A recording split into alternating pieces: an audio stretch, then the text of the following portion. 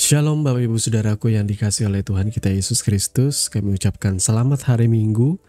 Salam jumpa kembali di dalam program Khotbah Minggu Sunday Blessing bersama saya Billy Elia yang seperti biasa akan menyampaikan khotbah atau kebenaran firman Tuhan dengan harapan kita sekalian orang percaya boleh bertumbuh di dalam iman dan pengharapan dan kasih oleh Yesus Kristus yang sudah menebus dan menyelamatkan kita.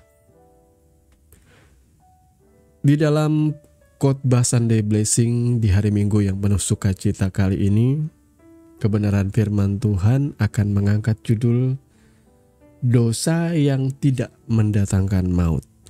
Nah, firman Tuhan terambil dari 1 Yohanes 5 ayatnya yang ke-16 yang berkata, "Kalau ada seorang melihat saudaranya berbuat dosa, yaitu dosa yang tidak mendatangkan maut, hendaklah ia berdoa kepada Allah, dan Dia akan memberikan hidup kepadanya, yaitu mereka yang berbuat dosa yang tidak mendatangkan maut. Ada dosa yang mendatangkan maut, tentang itu tidak kukatakan bahwa ia harus berdoa." Amin. Bapak Ibu Saudaraku yang dikasihi oleh Tuhan kita Yesus Kristus, mari kita mau merendahkan hati dan berdoa sebelum kita sama-sama merenungkan kebenaran firman Tuhan. Bapa, di dalam nama Tuhan Yesus, saat ini kami datang kepadamu Tuhan di hari Minggu yang penuh sukacita ini. Kami memohon Tuhan untuk mengurapi hati dan pikiran kami, terangi celikan kami Tuhan, supaya kami boleh memahami dan memaknai apa yang menjadi maksud dan kehendak-Mu melalui kebenaran firman. Di dalam nama Tuhan Yesus kami berdoa.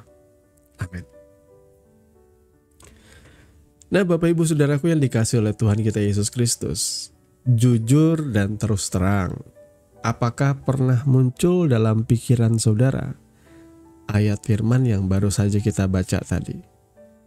Ternyata menurut ayat di dalam 1 Yohanes 5 ayat 16 ini, ada dosa yang tidak mendatangkan maut. Dan juga ada dosa yang mendatangkan maut. Hal ini sempat membuat saya kebingungan, saudaraku ya. Apa maknanya? Apa maksudnya? Karena saya terbiasa membaca di dalam Roma 6 ayat 23. Sebab upah dosa ialah maut. Berdasarkan ayat ini saya selalu berpikir bahwa semua dosa itu jelas akan mendatangkan maut. Tapi ternyata ada konsep yang baru di dalam 1 Yohanes yang berkata ada dosa yang mendatangkan maut. Ada dosa yang tidak mendatangkan maut. Nah, oleh sebab itu mari kita sama-sama mau belajar, saudaraku ya.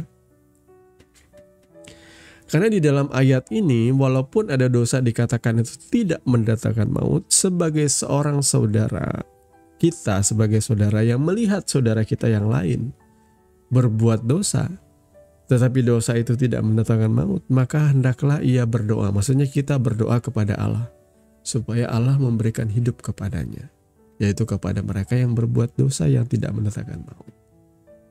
Jadi pada dasarnya dosa yang tidak mendatangkan maut ini tetap berbahaya kalau tidak segera dibereskan, saudaraku ya. Saudara, maksudnya apa sih? Mari kita terlebih dahulu belajar konteks budaya Yahudi ya, dan komunitas abad pertama. Karena sekali lagi saya selalu mendorong Bapak Ibu Saudara kalau ingin menafsirkan kebenaran firman Tuhan, jangan berasumsi secara pribadi dengan sudut pandang kita hari ini. Saudara harus kaya dengan literasi, saudara harus kaya dengan referensi, saudara juga harus kaya dengan kasih Tuhan dipenuhi Roh Kudus sehingga saudara bisa mengerti apa yang menjadi maksud kebenaran firman ini. Kitab suci kita ditulis dari sudut pandang orang Yahudi. Makanya kitab suci orang Kristen, Perjanjian Baru khususnya, itu ditulis oleh orang Yahudi. Maka sudut pandangnya harus kita perhatikan sungguh-sungguh, saudaraku. Apa maksudnya dosa yang tidak mendatangkan maut? Seperti apakah macam dari dosa yang tidak mendatangkan maut ini? Sekali lagi, kita harus memahami konsep dosa dalam Yudaisme atau dalam konteks budaya Yahudi. Dalam konsep doa Yudaisme, khususnya budaya Yahudi abad pertama. Dosa itu tidak selalu dipandang seragam, tidak selalu dipandang bahwa semua dosa itu sama aja. Enggak. Ada klasifikasinya ternyata saudaraku. Yang pertama itu disebut sogek. Dosa karena ketidaktahuan atau tidak sengaja. Ini bisa diampuni. Yang kedua ialah mezid. Ini adalah dosa yang disengaja atau bisa dikatakan sebagai pemberontakan. Nah, saudara bisa ayat selanjutnya. Pesha. Pesha ini berarti pelanggaran dengan niat memberontak. Saudara ya, kalau mezid tadi kan dosa yang sengaja dan berisi pemberontakan. Jadi ini dosa yang sangat serius saudaraku ya. Ada niatan untuk melakukannya. Sementara pesha ini pelanggaran dengan lebih dalam lagi. Ini ibaratnya kalau pembunuhan ini berencana saudaraku ya. Jadi pemberontakannya ini sudah diniatkan dari jauh-jauh hari. Ya, ini bisa dibilang sebagai pemberontakan yang paling berat. Ini bisa membuat seseorang terputus hubungan perjanjiannya dengan Allah. Nah, kalau kita bicara soal perjanjian lama, Imamat 4-5 itu memberi panduan korban apa saja yang bisa dipakai untuk mengampuni dosa-dosa yang tidak disengaja. Tapi bagi dosa pemberontakan yang besar, yang berat, seperti menyembah berhala atau menghujat Allah, tidak selalu ada korban yang bisa menebusnya saudaraku. Karena ini bisa dikategorikan sebagai dosa yang sangat serius. Nah, dari pemaparan ini saudara harusnya sudah paham bahwa ternyata dosa yang tidak mendatangkan maut adalah dosa yang dilakukan atau tercetus oleh karena ketidaktahuan, tidak sengaja. Ya, ini bisa diampuni, saudara ya. Contohnya, apa ya contohnya? Ilustrasi sederhana deh. Saya ini mungkin ada beberapa di antara saudara yang sering jalan-jalan ke luar negeri gitu ya, khususnya ke negara tetangga kita di Singapura. Kita nggak pernah tahu ada aturan tertentu di Singapura ya. Kita nggak pernah tahu misalnya ada aturan soal kebersihan, tidak boleh membuang sampah sembarangan. Sementara budaya di negeri kita, ya kita sudah biasa membuang sampah sembarangan. Kadang-kadang biarpun kita membuang sampah di depan petugasnya juga gak peduli gitu ya.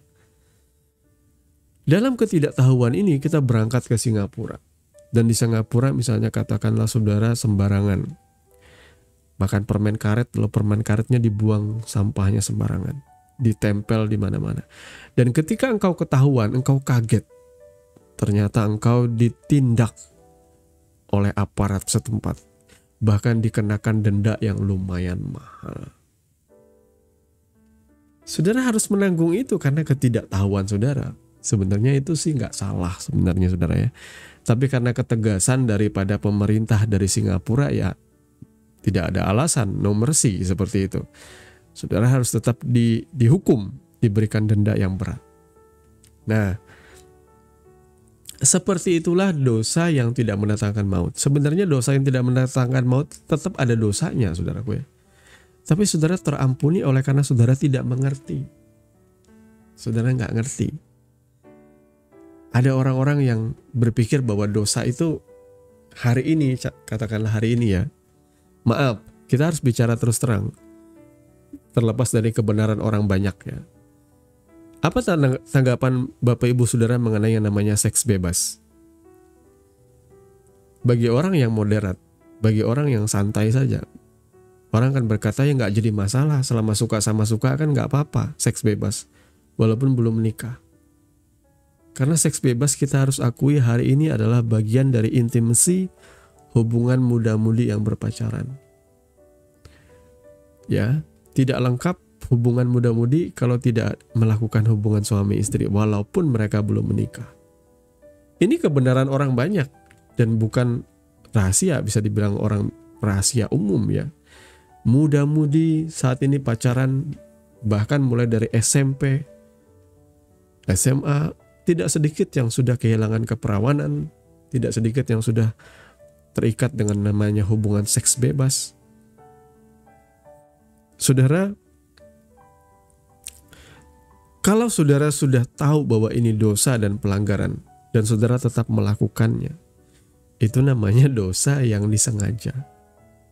Tapi kalau kita nggak tahu, ya kita masih bisa diampuni. Ya, saya yakin banyak orang di luar sana, orang-orang yang belum percaya Yesus, kalau mereka bertobat, mereka pasti akan diampuni. Karena begitu banyak kesalahan mereka yang dilakukan di luar pengertian mereka. Yesus berkata apa ketika dia digantung di atas kayu salib?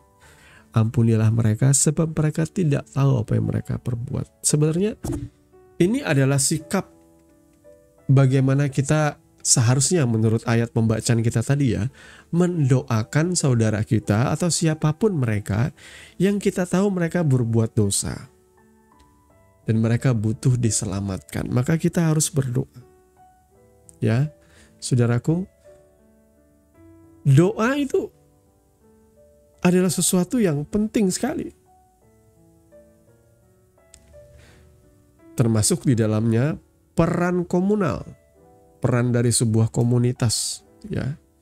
Kalau ada seorang melihat saudaranya berbuat dosa, jadi secara komunal, secara komunitas, dosa itu ternyata bukan cuma urusan pribadi semata. Di dalam budaya Semitik, komunitas itu sangat penting. Bahkan dosa individu itu bisa mempengaruhi seluruh komunitas, saudaraku. Saudara bisa lihat di dalam perjanjian lama itu ada yang namanya Akan. Akan itu kan ya melakukan suatu dosa sehingga ia dimurkai oleh Tuhan. Dia penuh dengan hawa nafsu, saudaraku. Dan itu mempengaruhi orang banyak, saudaraku. Dosa yang tidak diselesaikan, tidak dibereskan, tidak diakui. Jadi di sini sebagai anggota atau bagian dari komunitas, kita bertanggung jawab berdoa bagi saudara yang berdosa, bukan menghakimi. Ya. Kita dipanggil untuk mengangkat, bukan menjatuhkan saudara kita yang jatuh. Melalui doa yang penuh kasih dan pengharapan. Saya mau kasih tahu kepada saudara ya. Penghakiman itu sekalipun benar, itu tidak lebih baik daripada belas kasihan. Jadi kalau saudara mau menegur seseorang, entah itu di bawah 4 mata atau di depan banyak orang, saya mau katakan pastikan terlebih dahulu sebelum engkau menegur, sebelum engkau mempermalukan seseorang ini di depan umum. Sudahkah engkau berdoa bagi dia? Sudahkah engkau terus-menerus menaikkan seru doamu untuk membelas kasihani orang ini yang mau engkau tegur? Karena bagi saya otoritasnya justru di situ. Otoritas kita di dalam melayani adalah doa. Doa itu adalah implementasi daripada kasih kita kepada sesama. Ya, kalau kita bisa membantu sesama ya boleh. Tetapi kalau yang namanya dosa, bantuan yang terbaik yang bisa kita berikan adalah kalau Tuhan berikan kesempatan kita untuk menegur, mari kita menegur. Tapi kalau Tuhan baru izinkan engkau mendoakan, ya engkau doakan saja dulu. Karena ada orang-orang tertentu yang tidak suka ditegur. Tuhan punya waktu yang terbaik untuk saudara boleh menegur orang ini. Nah, saudaraku yang dikasih oleh Tuhan kita Yesus Kristus, dalam Yudaisme abad pertama, doa itu memiliki kekuatan kolektif ya. Contohnya di dalam Alkitab itu ada, misalnya Abraham itu berdoa bagi Sodom dan Gomora, saudaraku ya. Musa juga berdoa bagi bangsa Israel yang begitu bandel, begitu jahatnya di hadapan Tuhan, memberontak dan sebagainya. Musa memohon belas kasihan Tuhan. Jadi Yohanes, bukan Injil Yohanes, tapi ini surat Yohanes juga melanjutkan pola ini dalam komunitas Kristen. Ya, doa itu sebagai sarana ilahi untuk pemulihan orang yang jatuh. Jadi saudaraku yang dikasih oleh Tuhan kita Yesus Kristus, kebenaran firman hari ini itu mengajarkan kita tidak hanya mengenai bicara soal dosa yang tidak mendatangkan maut, tetapi juga bicara soal doa ternyata ya. Ada bagian yang penting juga bahwa kita harus mendoakan orang, saudaraku ya, yang kita tahu berbuat dosa, tapi kita masih sungkan untuk menegur dia dan lain sebagainya ya. Ada nggak dosa yang kita lakukan saat kita masih belum diselamatkan? Banyak kan? Banyak orang yang belum paham tentang dosa karena Alkitab sendiri berkata, kita tahu dosa karena kita membaca hukum Taurat, kita tahu akan dosa.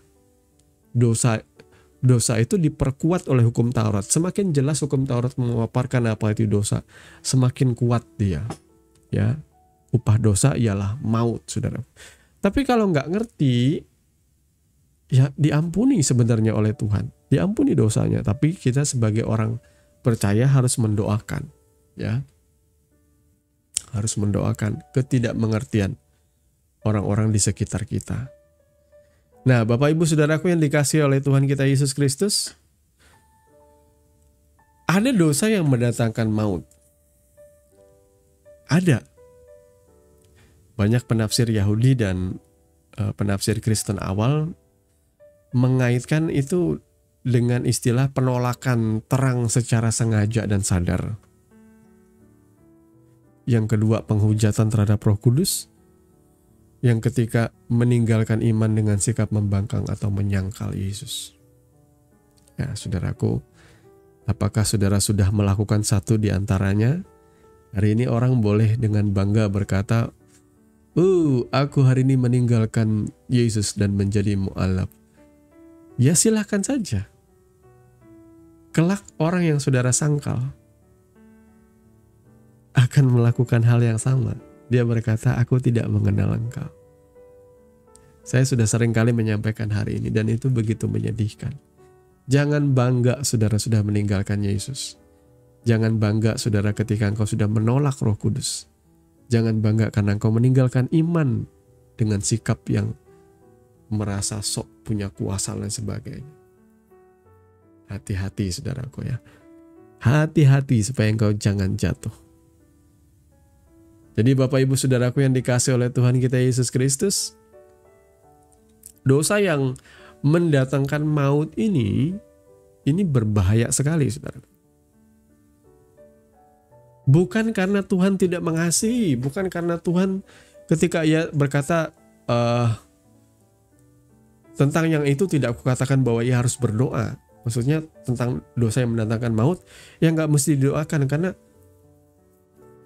ini bicara soal apakah orang yang bersangkutan itu mau betul-betul bertobat. Kalau dia tidak mau bertobat, maka tidak tertolong, saudaraku. Saya percaya Roh Kudus itu rindu untuk membebaskan dan menyelamatkan saudara. Tetapi harus ada respon daripada saudara merendahkan hati dan datang kepada Dia. Kalau saudara acuh tak acuh, sombong dan tidak ingin meninggalkan cara hidupmu yang lama, tidak ingin mengakui dosa pelanggaranmu, tidak ingin bertobat, maka apa yang terjadi kemudian? Jangan doakan.